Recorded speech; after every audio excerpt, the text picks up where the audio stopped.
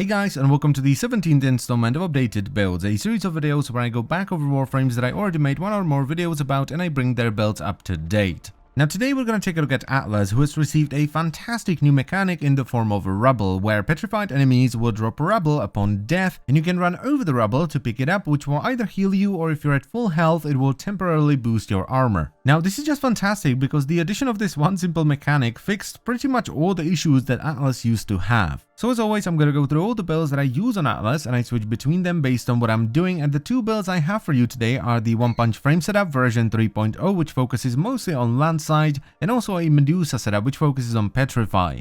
I wanted to make a Rumbler build as well, and I've been playing around with them for a while now, but they're just kind of underwhelming. They don't do an awful lot. So let's kick it off with the One Punch Frame setup version 3.0. This one is using Steel Charge as its aura because it actually increases the damage of landslide.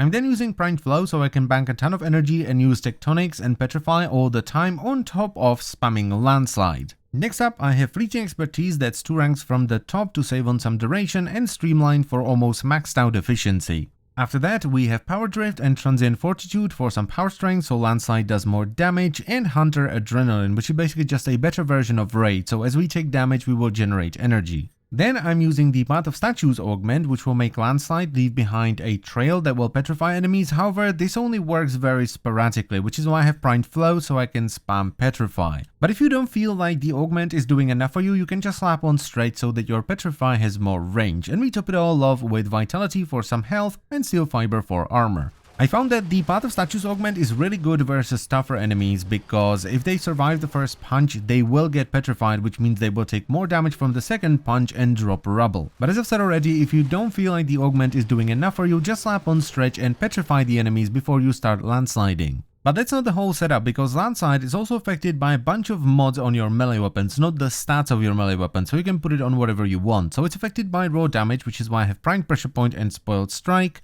It's also affected by the melee combo counter, which is why I have Drifting Contact in here. However, if you can fit in body count, use that instead. I can't because of the way I format it. Then it's affected by impact damage mod, so I have Primed Heavy Trauma, Collision Force, and my Riven, which adds impact damage. And finally, elemental damage, so once again the Riven, Shocking Touch, and Primed Fever Strike. However, this setup will pretty much break your weapon. It is gonna be too slow and almost unusable, so if you don't want to do that, you can use a setup like this. This isn't going to give you as much landslide damage as the first setup, but it's still pretty good and makes the weapon actually usable. Now, I'm not actually sure if Rivens contribute towards landslide because there is no mention of it on the wiki, and the damage was kind of all over the place when I was testing it. But anyway, this is one hell of a setup now. It was really good even before the changes, but now that you can actually heal yourself and get some extra armor, it's amazing. It still does an absolute track ton of damage, but the addition of rubble fixed basically the only issue this setup had, which was chip damage. This setup already did a ton of damage and was immune to damage during landsliding before the changes. The problem there was that if the mission went on for long enough, you would eventually die to the random chip damage that would happen in between landslides. And that's now naturally countered by you picking up rubble and healing yourself. So the changes basically took a build that was already fun and really strong and turned it into an unstoppable monster.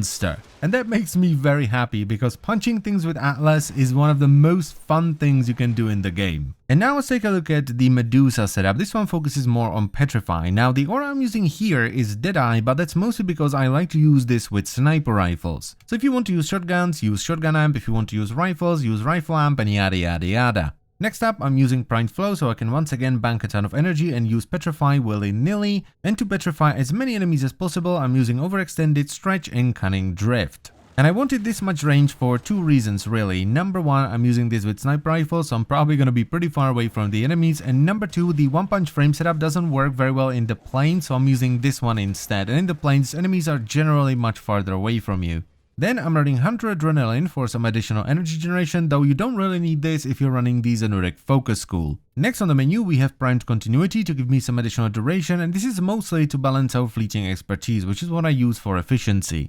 And we top it off once again with Vitality for some health and Steel Fiber for some armor. Now, pro tip here, if you're having issues with the kill X amount of Dargan pilots before they hit the ground Riven challenge in the plains, this is the setup you want to use. Because not only will it stop the Dargan in its track, it will also freeze the pilot, so once you destroy the Dargan, the pilot will just stay in the air.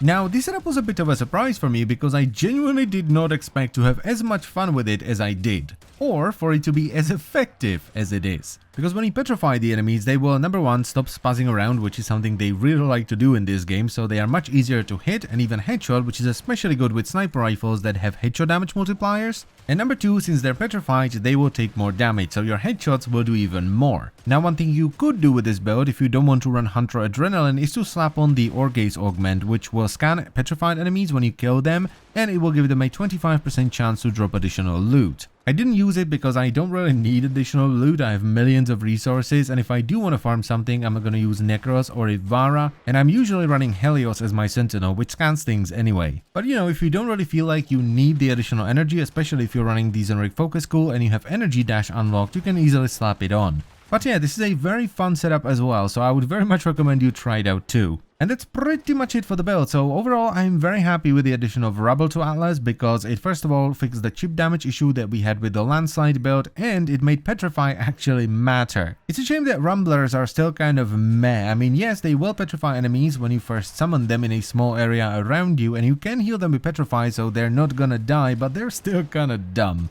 Now, if you're not quite sure how to set up the format to get these builds running, the best way of doing things in my opinion is to simply put on all the mods, and if they don't fit, look for the one with the highest capacity drain that's shared between all your builds, format for that, and do that until all the mods fit. And I thank you very much for watching. As always guys, I hope you've enjoyed the video and it was helpful, and I will see you next time. Bye bye.